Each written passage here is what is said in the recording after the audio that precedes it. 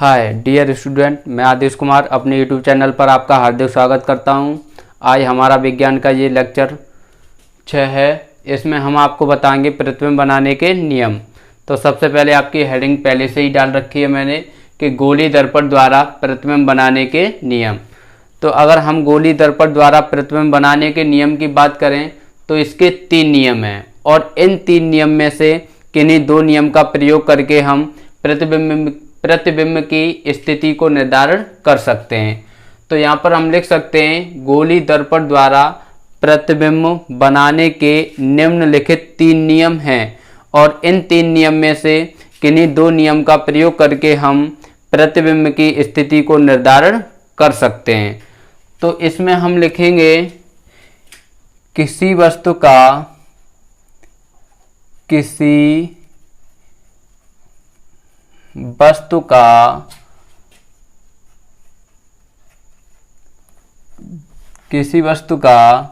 दर्पण द्वारा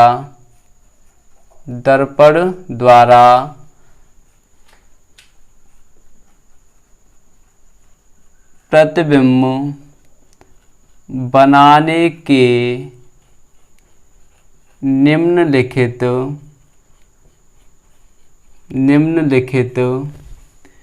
किसी वस्तु का दर्पण द्वारा प्रतिबिंब बनाने के निम्नलिखित 3 नियम हैं, परंतु प्रतिबिंब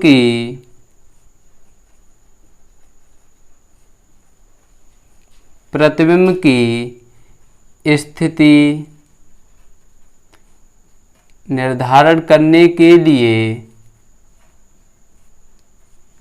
प्रतिबिंब की स्थिति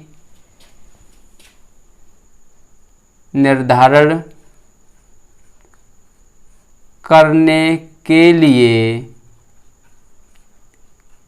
किन्हीं 2 नियमों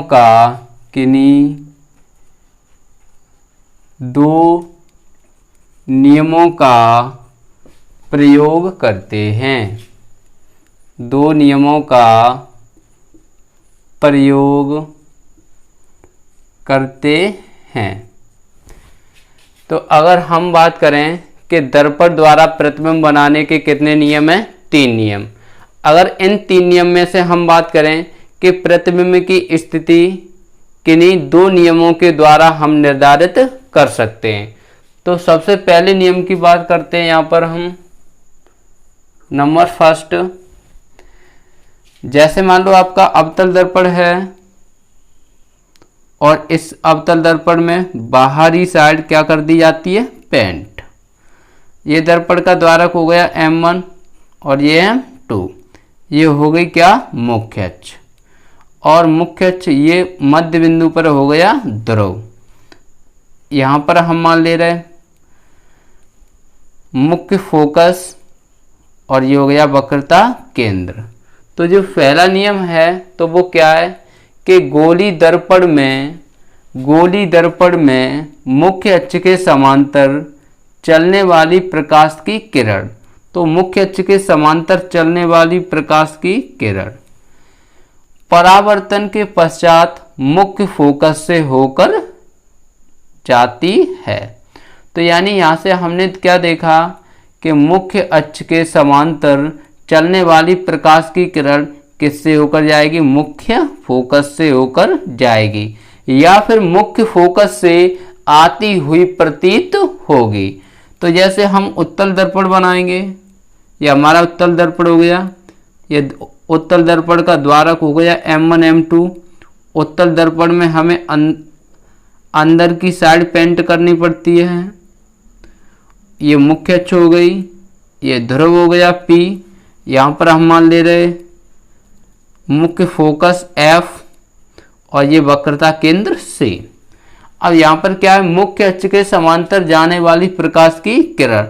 तो ये मुख्य अक्ष के समांतर चली प्रकाश की किरण और परावर्तन हुआ तो ये आ गई वापस। लेकिन अगर हम ये वापस आई है, अगर हम ये किरण देख के कहाँ से आती हुई प्रतीत होती तो हमें ऐसा लगता है ये कहाँ से आ रही है? मुख्य फोकस से होकर आ रही है। तो यहाँ पर हमने पहले नियम में क्या देखा कि गोली दर्पण में मुख्य अक्ष के समांतर चलने वाली प्रकाश की किरण परावर्तन के पश्चात मुख्य फोकस से होकर जाएगी या फिर मुख्य फोकस से आती हुई प्रतीत होगी। तो इस हम पहले नियम को लिख लेते हैं। गोली दर्पण में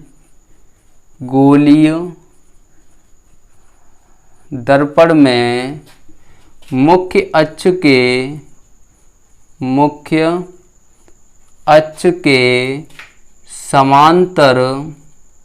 समांतर चलने वाली प्रकाश की किरण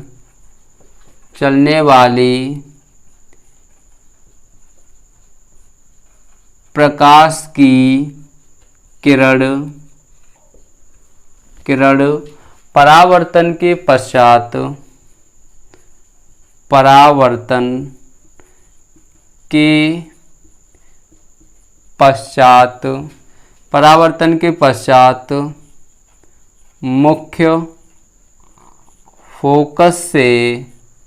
मुख्य फोकस से होकर जाएगी। तो यहाँ पर हमने पहले नियम में क्या देखा कि गोली दर्पण में मुख्य अक्ष के समांतर चलने वाली प्रकाश की किरण परावर्तन के पश्चात किससे होकर जाएगी? मुख्य फोकस से। तो ये हमारा हो गया पहला नियम। अगर हम दूसरे नियम की बात करें तो ठीक इसके विपरीत है। तो उसमें क्या होगा? गोली दर्पण में मुख्य अक्ष के समांतर चलने वाली प्रकाश की किरण किससे होकर जा रही है? इसमें फोकस से। अब यानी इसमें प्रकाश चलने वाली प्रकाश की किरण मुख्य फोकस से होकर जाएगी, लेकिन परावर्तन के पश्चात वह कैसी हो जाएगी? समांतर। तो यहाँ पर हम लिख सकते हैं, अगर हम दूसरे नियम की बात करें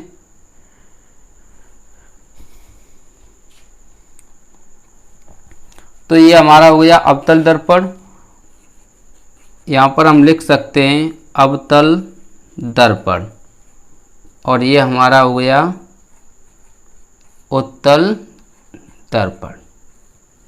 अगर हम बात करें अवतल दर्पण में दूसरे नियम की, तो दूसरा नियम क्या है कि जब कोई प्रकाश की किरण मुख्य फोकस से होकर जाएगी, यानी आपकी जब कोई प्रकाश की किरण है और किससे होकर जाएगी? मुख्य फोकस से। तो जो मुख्य फोकस से होकर जा रही है और यहाँ पर ये परावर्तन हुआ, और परावर्तन के पश्चात ये आपकी मुख्य अक्ष है, इसके कैसी हो जाएगी? समांतर।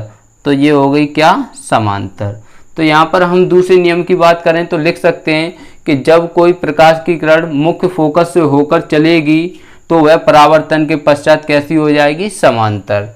अगर हम उत्तल दर्पण में बात करें तो यहाँ पर ऐसा लग रहा है ये वाली किरण कहाँ पर जा रही है? मुख्य फोकस से। तो ऐसा लग रहा है कि ये किरण मुख्य फोकस से होकर जाएगी, और जब ये मुख्य फोकस से होकर जाएगी तो परावर्तन के पश्चात यह मुख्य अक्ष के कैसी हो जाएगी? समांतर। तो अगर हम दूसरा नियम इसका लिखना चाहें तो लिख सकते हैं कि गोली दर्पण में मुख्य फोकस से होकर जाने वाली प्रकाश की किरण परावर्तन के पश्चात मुख्य अक्ष के समांतर हो जाती है। तो यहाँ पर हम दूसरा नियम लिख सकते हैं, गोली दर्पण में मुख्य फोकस से चलने वाली प्रकाश की किरण में मुख्य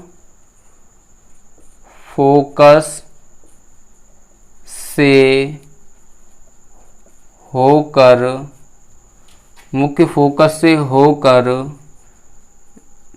जाने वाली प्रकाश की किरण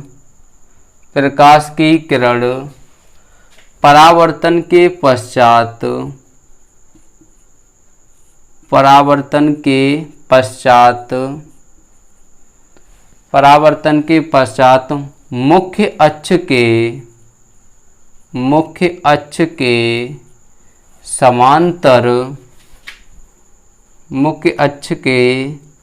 समांतर हो जाती है। तो दूसरा नियम क्या है कि जब कोई प्रकाश की किरण मुख्य फोकस से होकर जाएगी तो वो कैसी हो जाएगी? मुख्य अक्ष के समांतर। इसके बाद अगर हम तीसरे नियम की बात करें कि आपका इसका तीसरा नियम क्या है प्रतिबिंब बनाने का? तो अगर हम तीसरे नियम की बात करेंगे तो तीसरा नियम है कि गोली दर्पण में जब कोई प्रकाश की किरण वक्रता केंद्र से होकर गुजरेगी तो परावर्तन के पश्चात वह उसी मार्ग पर वापस लौट जाएगी। जैसे मान लो हमारी ये प्रकाश की किरण है और ये वक्रता केंद्र C से गुजर रही है, तो ये हमारी प्रकाश की किरण चली, लेकिन यहाँ पर परावर्तन हुआ तो जिस मार्ग पे आई और उसी मार्ग पे ये वापस लौट जाएगी। लेकिन अगर हम उत्तल दर्पण में देखेंगे तो हमें ऐसा लग रहा है कि ये वाली प्रकाश की किरण है, ठीक है, वो किससे होकर जाएगी, वक्रता केंद्र से। ये लेकिन यहाँ पर जब परावर्तन होगा तो ये उसी मार्ग पे कैसी लौट जाएगी, वापस। तो हम बोल सकते हैं यहाँ पर कि जब कोई प्रकाश की किरण वक्रता केंद्र से होकर जाएगी तो वह परावर्तन के पश्चात उसी मार्ग पे वापस लौट जाएगी। तो यहाँ पर हम लिख सकते हैं इसका तीसरा नियम, गोली दर्पण में वक्रता केंद्र से, गोली दर्पण में वक्रता केंद्र से होकर जाने वाली प्रकाश की किरण परावर्तन के पश्चात उसी मार्ग पर, उसी मार्ग पर वापस लौट जाती है। तो यहाँ पर हमने तीसरा नियम क्या देखा कि जब कोई प्रकाश की किरण परावर्तन के पश्चात जब कोई प्रकाश की किरण वक्रता केंद्र से होकर जाएगी तो परावर्तन के पश्चात वह उसी मार्ग पर वापस लौट जाएगी। तो आज हमने देखे प्रतिबिंब बनाने के कितने नियम हैं, 3 नियम, और इन 3 नियम में से किन्हीं 2 नियम का प्रयोग करके हम प्रतिबिंब की स्थिति को निर्धारण कर सकते हैं। तो इसके बाद उम्मीद कर रहे हैं जो हम समझाना चाह रहे हैं तो वो आप समझ रहे हो ना, ठीक। तो इसके बाद हम आप लोगों से नेक्स्ट क्लास में मुलाकात करते हैं नेक्स्ट सिलेबस के साथ। तब तक के लिए धन्यवाद, थैंक यू।